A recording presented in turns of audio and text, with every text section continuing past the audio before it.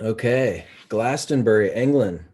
Excellent. Thank you so much, everybody who is coming from the UK. It's late at night, so I'm very glad that you're here, and it's going to be worth your while. It's definitely going to be worth your while today. We are here together with each other at a very exciting point in history and in our collective spiritual growth, and it's a beautiful moment to be alive and to share with each other. And that's what we're going to be doing today. For those of you that just checked in, that just joined, give me a little note. Click on the chat button that's at the very bottom of your Zoom screen, and that'll put the chat window out, and that'll allow you to chat and specifically let us know where you're coming from, where you're listening from. All right, and why don't you let us know what the weather's like wherever you're at. I see Michelle over in sunny California, where the sun's still shining. Some coming in from India, where it must be morning time. We have evening time here in Washington, D.C., where I am, and folks in London coming in with nighttime. Okay, so I'll continue to let people in as we continue to move on here today. But I'm very happy to have you here, and so here we are. This is the Great Shift Part 1, and this is how to decipher your unique spiritual path. And actually, this talk is going to be a sort of a collaboration between myself and you. And that's one of the reasons why I asked you to type in to the chat box where you are, where you're coming from, is because it's going to be an engagement. It's basically going to be engagement. And what I'm going to be doing today is actually talking with you for about 20 minutes or so. And then we are going to engage in a kind of like a conversation, a question and answer session that will then follow, tying into everything that we explored in our journey today that I'm going to be talking with you about. And it's going to be quite a journey. We are going to go on an adventure. So I hope you're up for an adventure. So if you haven't muted your microphone, just mute it real quick. And if somebody knows how I can mute, maybe let me know in the chat how I can mute everybody just for now, just right now. Just muting the microphone for the sake of the recording, but keep that chat button open. Keep that chat button close by your fingertips, because I want to keep the conversation going. Okay, so why don't we kick it off today with a question? And that question is, who here knows what a paradigm shift is? Who here knows what a paradigm shift is? Let me know in the chat. Yeah, let me know in the chat. Okay, yes, we know what a paradigm shift is, but what is it? What is a paradigm shift? Yes, good. Everybody seems to know what a paradigm shift is. Okay, it's okay. You don't have to grab your dictionary or anything. Okay, complete change in thinking. It's breaking the current pattern. I like it. A change in the way we see things. Yes, all of that is correct. Okay, so paradigm change is a fundamental shift, a paradigm shift rather. A paradigm shift is a fundamental shift in underlying assumptions about something. A fundamental shift in our underlying assumptions about something. And that can be as drastic as a fundamental shift in our underlying assumptions about the world. And it can be as drastic as a complete change in worldview. So in the chat, if you can you think of any examples when this might have happened in history? Let me know in the chat. And if you haven't muted yourself, just yeah. Okay, so yeah, there's some good examples here. Women's right to vote, French Revolution, discovery of the Americas, geocentrism versus heliocentrism, Copernican revolution. All right, so yes, paradigm shifts. I'm going to actually focus in on one that you mentioned, and I'm going to highlight one. Okay, so this example for this example, we'll bring in a philosopher from ancient Greece by the name of Plato. And Plato posed something called the problem of the planets. And Plato's problem of the planets, basically, to the ancient mind, the Earth was at the center of the universe. And if we didn't know otherwise, it makes sense because we, step out and look up and it looks like everything revolves around the Earth. So to the ancient mind, the Earth is the center of the universe, and the starry heavens, the starry sky, was a glimpse into the eternal divine. And why was that? Because everything here on Earth is always changing. It's always changing. Nothing here is eternal, least of all us. We're born and we die. We're not eternal. But if you look up at the stars every night, they seem to look unchanging. They seem to keep the same position. They seem to be eternally the same, except for the planets.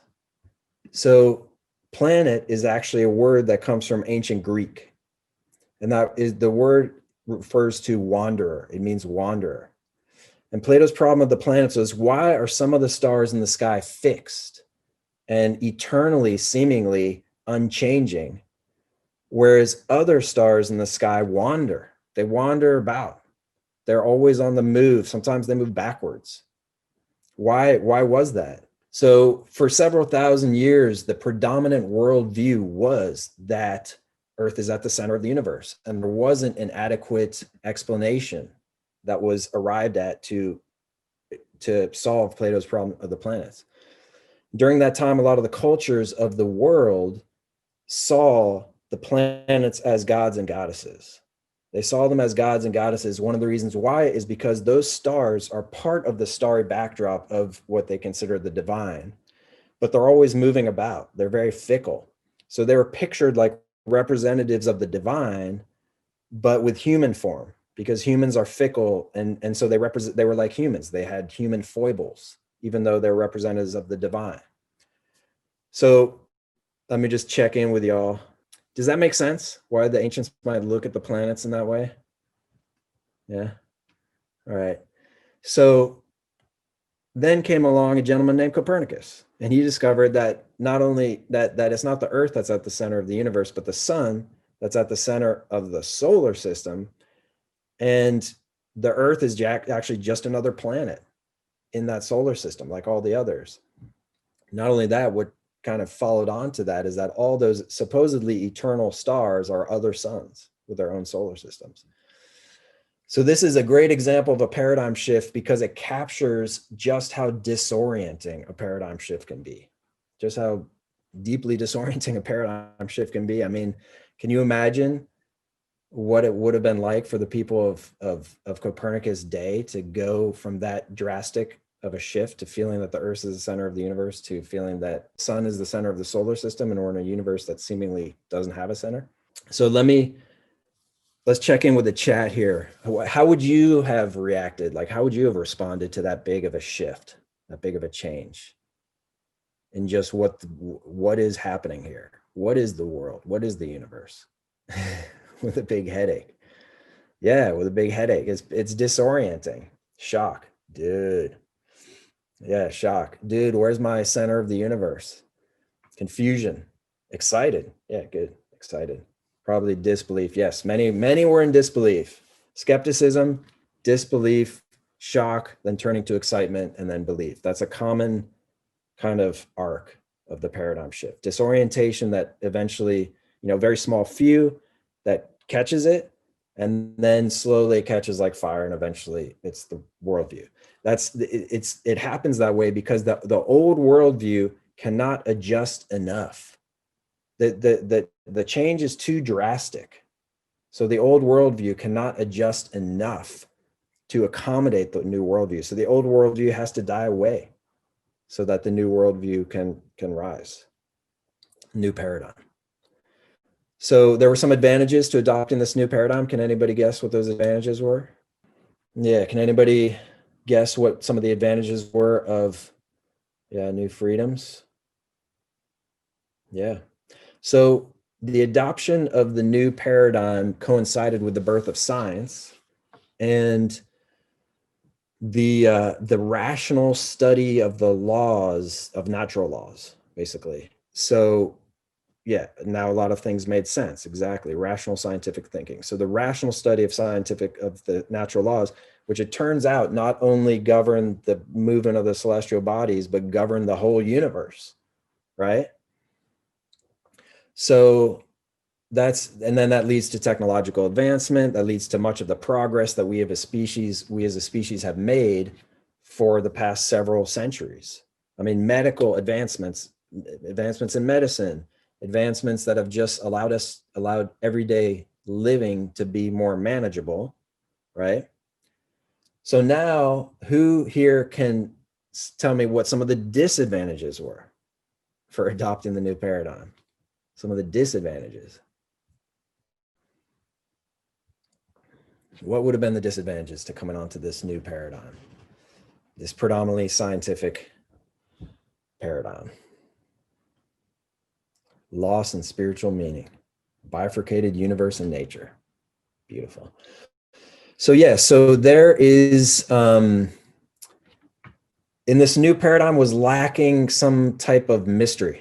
It was lacking some type of mystery. If the whole universe is ruled by natural laws and there's no more gods and goddesses, then the universe begins to look like a machine-like phenomenon, ruled by cold and unbending laws. And we begin to look like, or life and consciousness begins to look like an accident, like an accidental byproduct of that, of the turnings of that giant machine, that vast machine called the universe. And so it's a trade-off. It's a trade-off, right? It's a trade-off for what we get is technological advancement and convenience, but what was lost is some sense of mystery, meaning, enchantment. And so so there's some disadvantages, though. Now let's come into the present now. Again, here we are in the Great Shift Part 1, deciphering how to decipher our unique spiritual path. So that paradigm is, whereas that paradigm was the new paradigm then, what was the new paradigm has now become the old paradigm. And there's yet a new paradigm arising. So what was the new paradigm then has now become the old paradigm, and there's a new paradigm arising. Okay. And so let me ask you all this. I'm going to ask you a question again for the chat. Who here feels like your life is on some type of spiritual path? There's something profound going on. Yeah, I see some hands raised.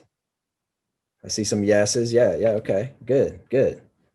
Yeah, something's happening. I mean, as far as I'm concerned, yeah, let's see. I mean, if you can capture in a sentence, put it in the chat.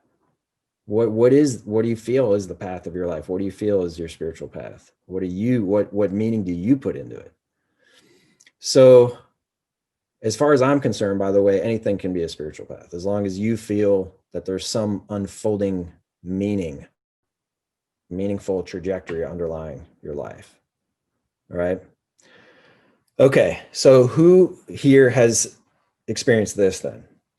We're proceeding on our path and we're progressing and we're feeling quite positive. And then that old behavior pattern, that old addiction, that old emotional reaction, those old thoughts, they rear up and we feel like we're right back where we started. Let me see in the chat some. All right, 150%. Okay. Oh, yes. All right. So, yeah. So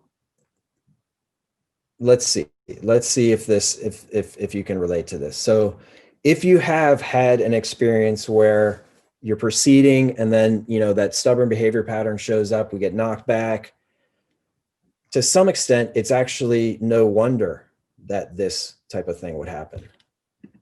And in the sense that we have some obstacles stacked against us on the spiritual path in this current paradigm that have to do with the worldview that we all subconsciously subscribe to.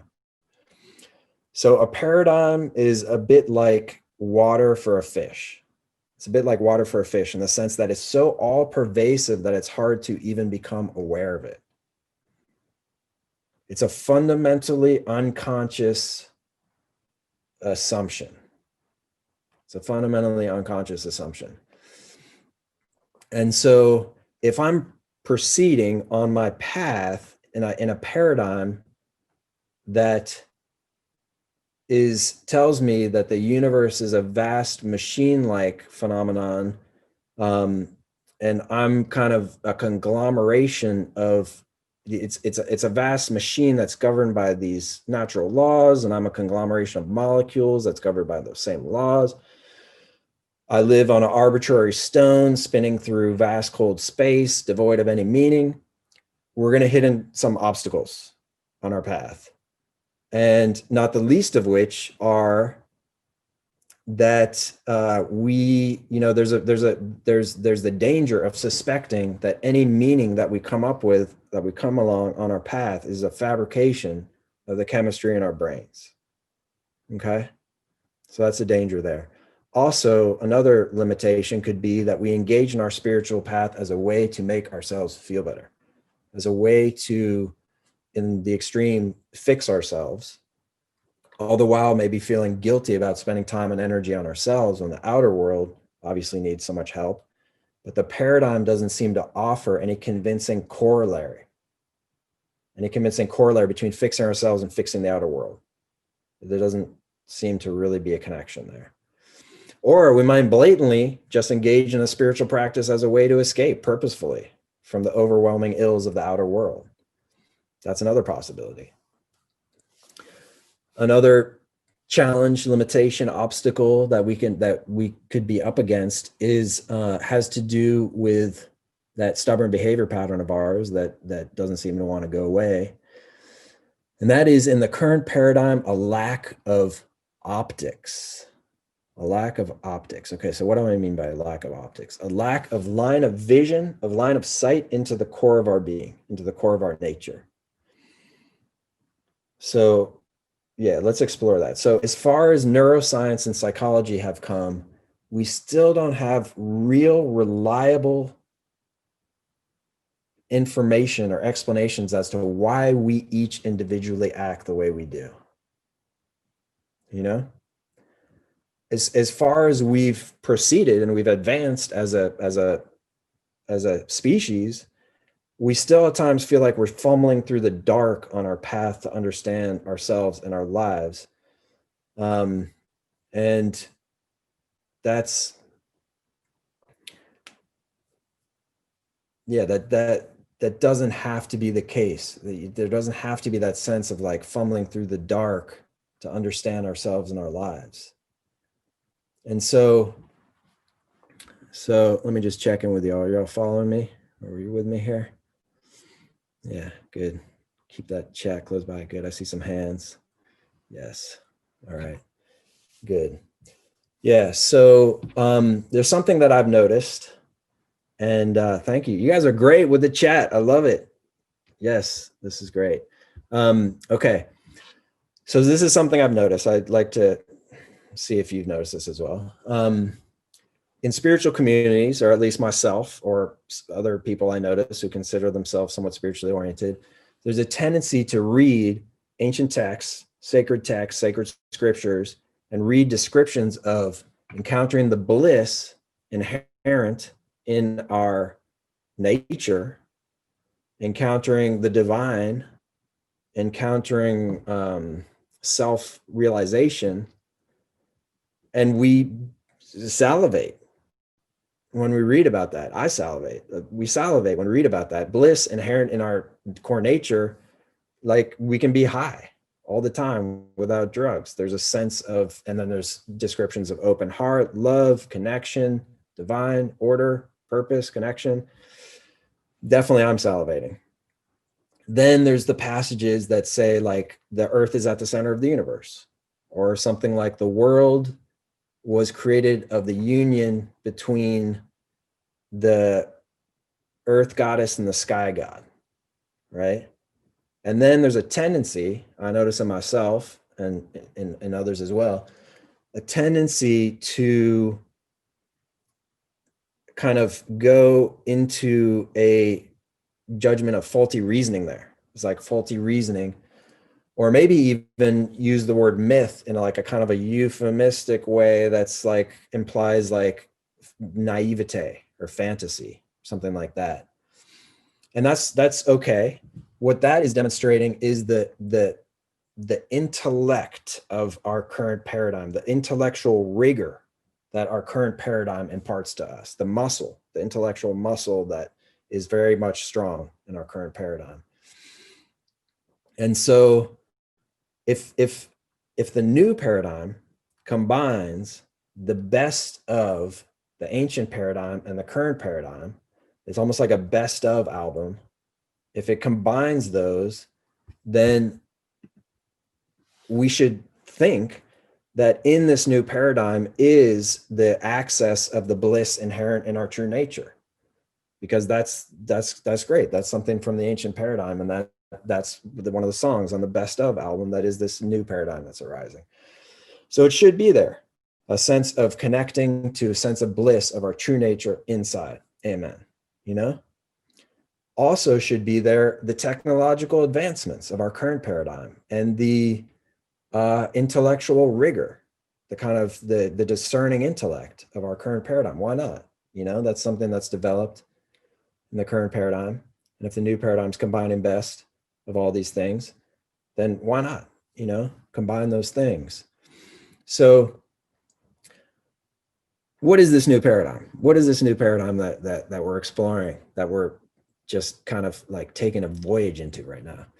So what if it turns out that the ancients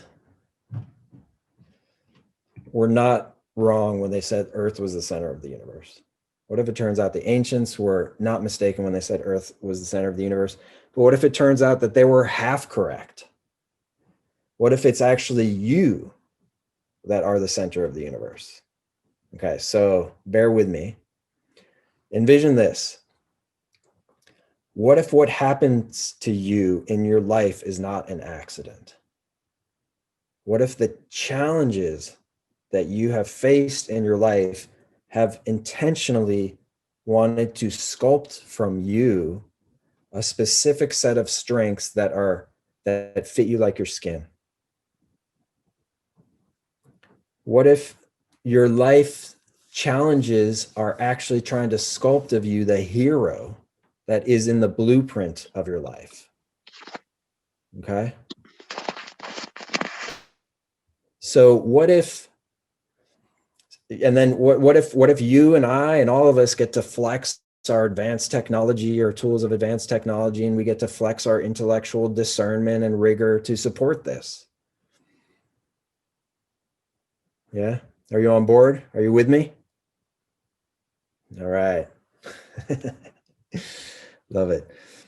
Okay. So it turns out that the universe is not a vast machine-like phenomenon devoid of meaning. It turns out that the universe is meaning. And it turns out that we're at the center of it. Okay. So allow me to explain here a little bit. With the sharp tools of technology that we now have, with the advancements in technology that we now have, we can know exactly what the celestial bodies are. We can know exactly what the celestial bodies are, and we can know the exact positions of the celestial bodies at any given moment in time. Okay. So if we note if we note the positions of the celestial bodies at the moment that an individual is born, we take a snapshot of the positions of the celestial bodies, then that snapshot becomes a sort of a map to the psyche and the life of that individual. And that map is called the birth chart. That's called the birth chart. And that birth chart is, that map to the individual, the relationship of the celestial bodies to each other in that map describe the challenges in that individual's life, and they describe the strengths that want to come from those challenges in that individual's life. Are you following me? Yeah, you with me? Wonderful crew. Love it. All right. Good. I have all types of wonderful affirmations coming through here. So yeah, so the okay, so the birth chart describes that. And what is the what let's return to the optics, what I mentioned about the optics. So it turns out that the birth chart is such a thorough map to such a depth into the nature of the person that time and time again we see that what the what that individual might have seen as flaws in themselves can be seen with those optics and be reframed as strengths once they're actually understood and placed in the right arena. Okay? Does that make sense? Yeah. So beautiful. Love in the chat. And we're going to get into some good discussion with question and answer in a little while here. So, okay, so an example. So those challenges in our life can be reframed as strengths once they're understood, seen, optics, line of sight into our nature. Okay. So the client who understands through the birth chart that her relationship to her emotionally unstable mother has actually imparted to her empathic superpowers. Okay. The client who understands through the birth chart that what she thought was a fear complex is actually an ability to bravely protect others. The client who learned through the birth chart that his tendency towards being very suggestible is actually an ability that he has to create these sort of entrancing moods for the community events he puts on. So the birth chart is a map to such a depth. The birth chart is a map to such a depth, and that sometimes, like, we already give a nod to the intellectual rigor of our current paradigm, the intellectual muscle, the discerning intellect of our current paradigm. The discerning intellect, though, is a bit almost like a sentinel guarding a fortress. The sentinel is not always in the hierarchy of roles allowed into the sanctum in the fortress. And so that sentinel guarding the fortress, our intellectual strength, our intellectual mind, sometimes the line of sight of the birth chart going to the depths, it goes deeper than that intellect can go. And so sometimes what comes up and the insights that come up, they don't necessarily make sense straight away to the intellectual mind. They appear to make sense in more of like a dream logic kind of way.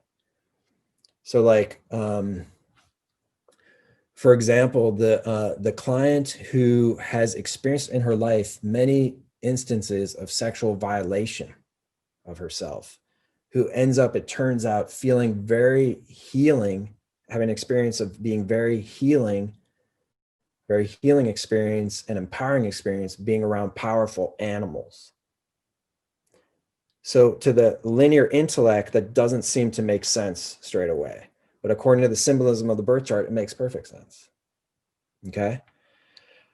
We can use that discerning intellectual muscle to confirm our connection to this, our connection to our lives and the celestial bodies. So for instance, the moon, it takes the moon roughly a month to do one cycle, one orbit around the earth, one orbit around what's called the zodiac, one orbit around the sky, 1 month.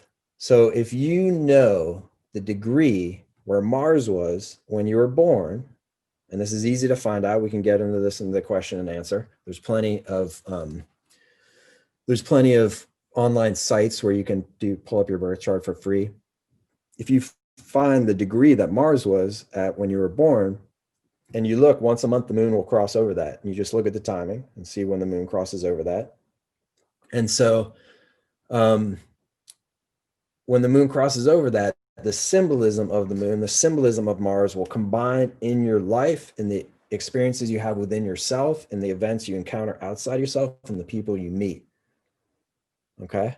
So what is the symbolism of the moon, for instance? Symbolism of the moon has to do with the community, the home, the family, the body, the emotions. What's the symbolism of Mars? The symbolism of Mars has to do with motivation and or agitation.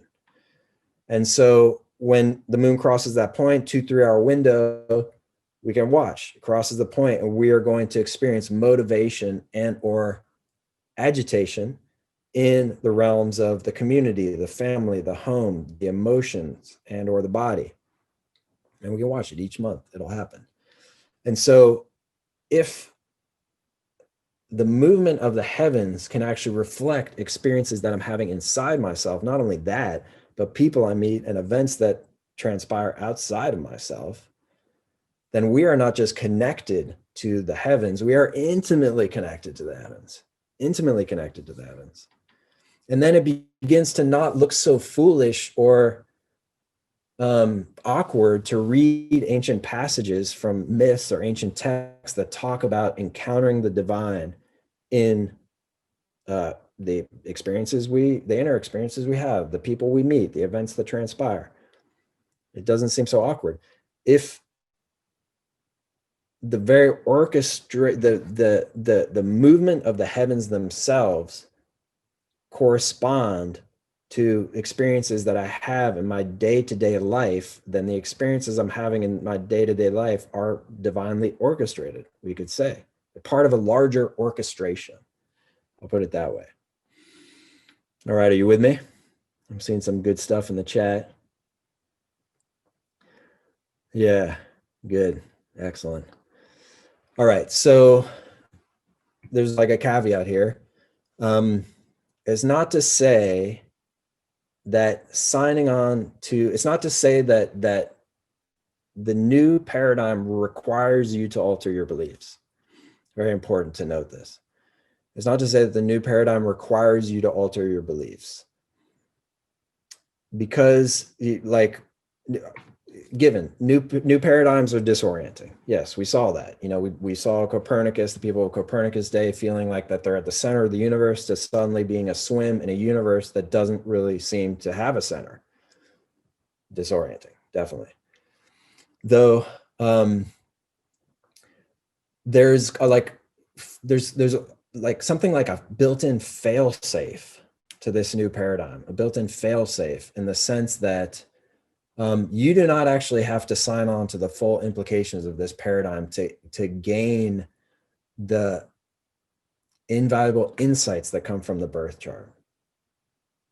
And why is that? So if you are really at the center of the universe, if you are the fulcrum of meaning upon which the stars turn, it would follow that your beliefs and your understanding is what matters. Are you with me? Your beliefs and your understanding is what matters.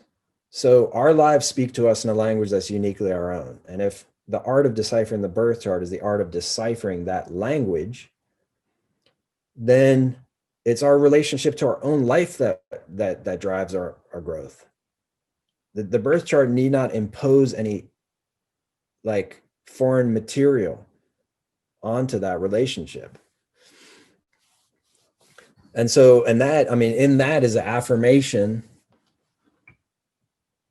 or an expanded view of what a spiritual path can actually be. Because,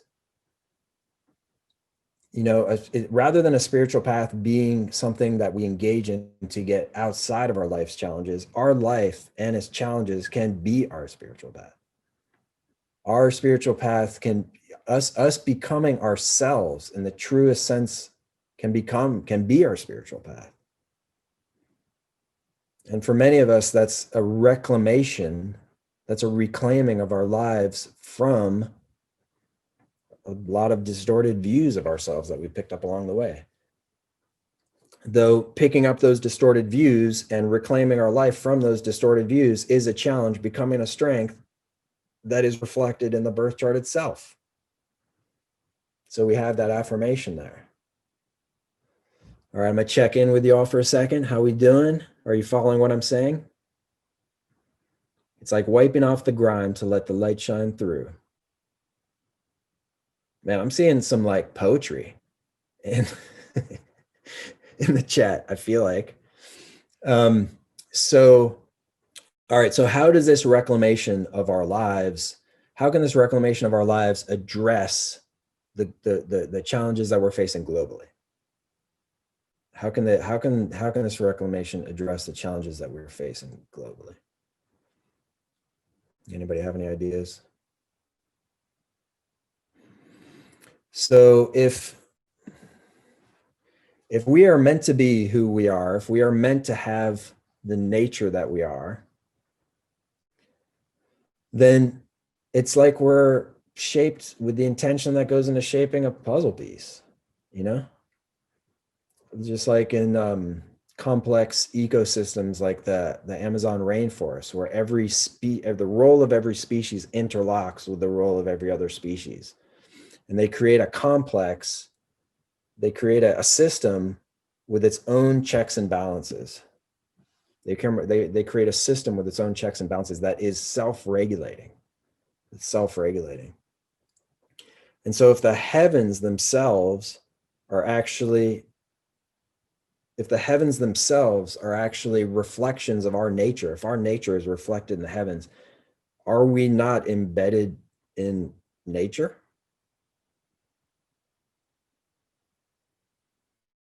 And if we're embedded in nature, imagine the self-regulatory capacity of that system, that larger system. So if that system has a self-regulatory capacity, then I would think it behooves us to understand that system, to listen to that system, to understand that system.